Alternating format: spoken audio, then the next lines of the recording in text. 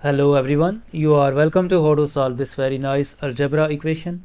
X squared plus 3 minus root x whole to the power 4 is equal to 17. Our job is to find all possible values of x such that x is a real number. So let's start. First we suppose that let a is equal to root x and b is equal to 3 minus root x.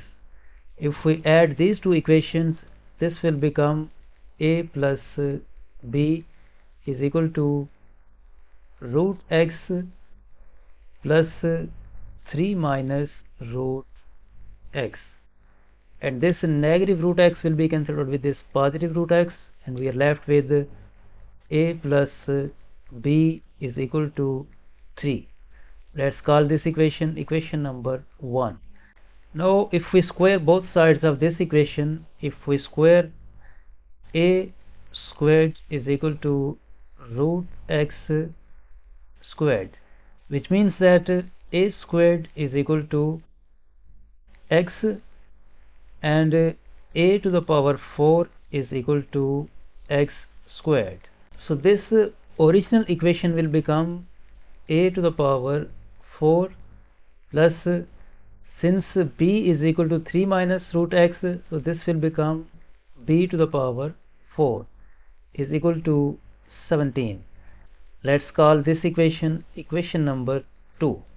Now we square both sides of this equation number 1. So this will become a plus b whole squared is equal to 3 squared. This a plus b whole squared will become a squared plus b squared plus 2ab is equal to 9. Move this 2ab to the right hand side. This will become a squared plus b squared is equal to 9 minus 2ab. Now we recall equation number 2.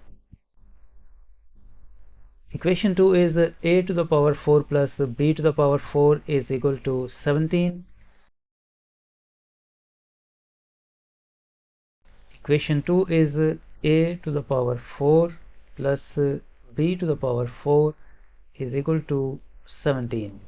We can write this a to the power 4 as a squared whole squared, plus we can write this b to the power 4 as b squared whole squared is equal to 17. By using this algebraic identity, x squared plus y squared is equal to x plus y whole squared minus 2xy. This a squared whole squared plus b squared whole squared will become a squared plus b squared whole squared minus 2 times a squared b squared is equal to 17. Now in this equation we replace this a squared b squared with this value 9 minus 2ab. So this will become 9 minus 2ab whole squared minus 2a squared b squared is equal to 17.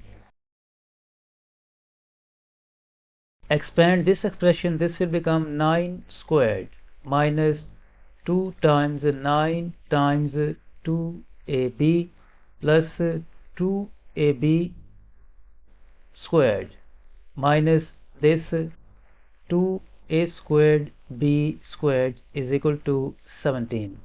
This will become 81 minus 2 times 9 times 2ab 36ab plus 2ab whole squared will become 4a squared b squared minus this 2a squared b squared is equal to 17.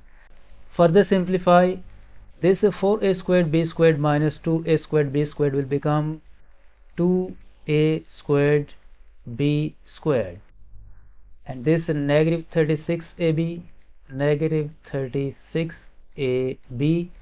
and 81 plus 81, move this 17 to the left hand side, this will become negative 17 is equal to 0. Further simplify, this will become 2a squared b squared minus 36ab, and 81 minus 17 will become plus 64 is equal to 0. Now if we divide the whole equation by 2, then this will become a squared b squared minus 18ab plus 32 is equal to 0. Now this a squared b squared can be written as a times b whole squared minus 18 times ab plus 32 is equal to 0. Now we suppose that let a times b is equal to t. So this will become t squared minus 18 times t plus 32 is equal to 0, and this is a quadratic equation and is factorable. We write this t squared and we break this negative 18t into negative 2 times t minus 16 times t plus 32 is equal to 0. From these two terms we can factor out t in bracket left t minus 2. From these two terms we can factor out negative 16 and in bracket left t minus 2 is equal to 0, and this t minus 2 is a common factor, so we factor out this t minus 2, and in bracket left t minus 16 is equal to 0. From here either this expression t minus 2 is equal to 0 or this expression t minus 16 is equal to 0. From this equation we get the value of t is equal to 2, and from this equation t is equal to 16, and because t is equal to ab, so from here we get two values of ab. A times b is equal to 2 and a times b is equal to 16. Now we recall equation number 1.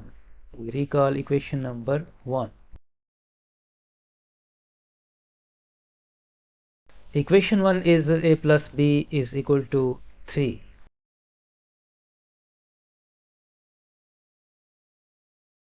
Equation 1 is a plus b is equal to 3. Equation 1 is a plus b is equal to 3. We have this system of equations and this system of equations. First we solve this system. From this equation, if we move this a to the right hand side, this implies that b is equal to 3 minus a, and in this equation we replace this b with this 3 minus a, then this equation will become a times 3 minus a is equal to 2.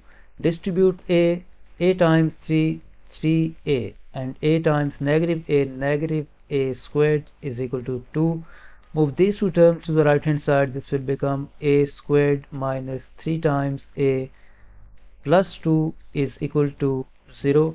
Now this is a quadratic equation and is factorable. We write this a squared and we break this negative 3a into negative 2 times a minus a plus 2 is equal to 0.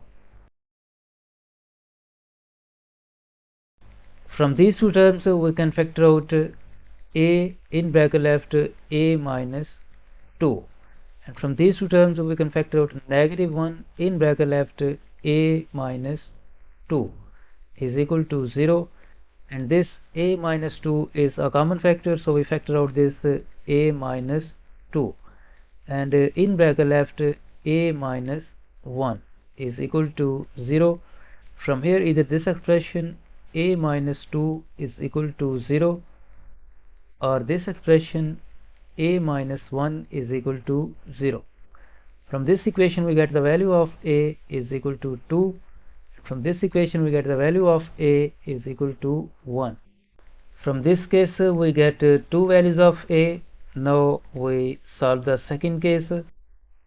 In this second system, if we move this a to the right hand side, then this will become b is equal to 3 minus a. If we replace this b with this 3 minus a, this equation will become a times 3 minus a is equal to 16. Distribute a, this will become 3 times a minus a squared is equal to 16. Move these two terms to the right hand side, this will become a squared minus 3 times a plus 16 is equal to 0. Now we see that the discriminant of this equation is greater than 0 or less than 0. Discriminant delta is equal to b squared minus 4ac. So b is negative 3, this will become negative 3 squared minus 4 times a is 1 times c is 16, and negative 3 squared will become 9 minus 4 times 1 times 16, 64. 9 minus 64 is equal to negative 55. So the discriminant, also called delta, is less than 0, which means that no real solutions can be found from this equation. So we accept only these two values of a, 2 and 1. Now to find the values of x, we recall that we have supposed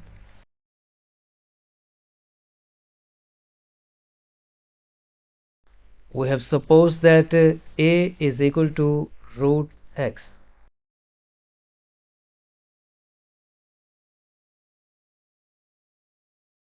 We have supposed that root x is equal to a. So when a is 2, then this will become root x is equal to 2.